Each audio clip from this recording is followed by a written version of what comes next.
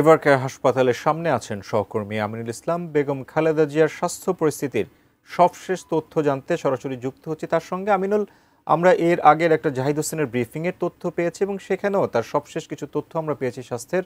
আপনার কাছে নতুন করে কোনো তথ্য আছে কিনা বা সবশেষ কি তথ্য আছে আপনার কাছে জানাবেন। থেকে ভর্তি থাকার পরে তার শারীরিক চিকিৎসা চলছে এবং এরপরে আসলে বেগম খালেদা জিয়া কেমন রয়েছেন সেই বিষয়ে উদ্বেগ উৎকণ্ঠা ছিল মানুষের মধ্যে।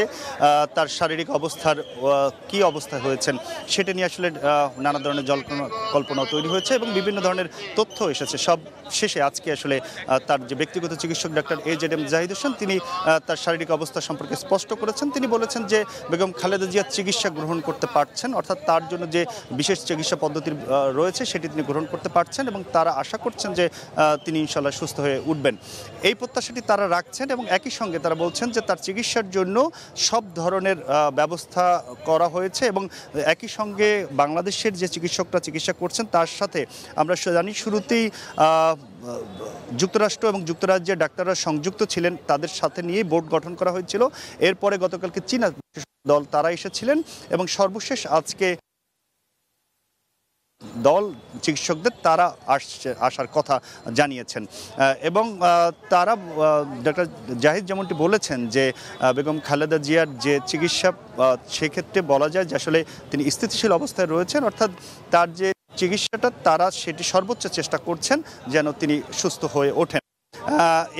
এ ব্যাপারে আরেকটি বিষয় আমরা জানি যে গতকালকে বেগম খালেদা জিয়াকে VVIP ঘোষণা করে সাবেক প্রধানমন্ত্রী হিসেবে তার নিরাপত্তার জন্য বিশেষ রাষ্ট্রীয় নিরাপত্তা বাহিনী SSF মোতায়েন করার সিদ্ধান্ত নিয়েছে সরকার এবং আজকে তারপর থেকে আসলে এভারকেয়ার হাসপাতালের আশেপাশে নিরাপত্তা জোরদার করা হয় এবং আজকে দুপুরের পর থেকে সে নিরাপত্তা ব্যবস্থার গণ্ডি বাড়ানো হয়।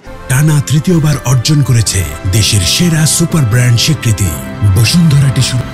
এবং আমরা যতটা জানতে পেরেছি কিছুক্ষণের মধ্যে SSF এর যারা সদস্য তারা বেগম খালেদা জিয়ার নিরাপত্তার জন্য এই হাসপাতালে আসবেন এবং ইতিমধ্যে তাদের অগ্রগামী যে দল তারা এসেছেন এবং পুরো এভারকেয়ার হাসপাতালে অতিরিক্ত নিরাপত্তা জোরদার করা হয়েছে এবং এই নিরাপত্তা জোরদার করার মধ্য দিয়ে তার যে বাহিরের যে নিরাপত্তা সেটি জোরদার করা হয়েছে এবং একই সঙ্গে আমরা জানি যে বেগম খালেদা জিয়া প্রথমে থেকেই কেবিনে চিকিৎসা নিচ্ছিলেন CCU-তে এবং সেই চিকিৎসা পদ্ধতি চলছে। কেবিনের যে চিকিৎসার সরঞ্জাম সেটি আরও বাড়ানো হয়েছিল, অর্থাৎ কেবিনের CCU-র সক্ষমতা আরও বাড়ানো হয়েছে তার যখন সেটি প্রয়োজন হয়েছে। এর মধ্যেই কয়েকবার ডায়ালাইসিস হয়েছে। সেই সব মিলিয়ে যেহেতু তার মাল্টি অর্গান চিকিৎসা হচ্ছে সে কারণে তার চিকিৎসা পদ্ধতি নিয়ে একাধিক চিকিৎসক টিমকে সাথে নিয়েই বোর্ড গঠন করা হয়েছে এবং তাদের পরামর্শে এই চিকিৎসাটি সর্বোচ্চ চেষ্টা তারা করছেন যেন বেগম খালেদা জিয়া সুস্থ হয়ে ওঠেন।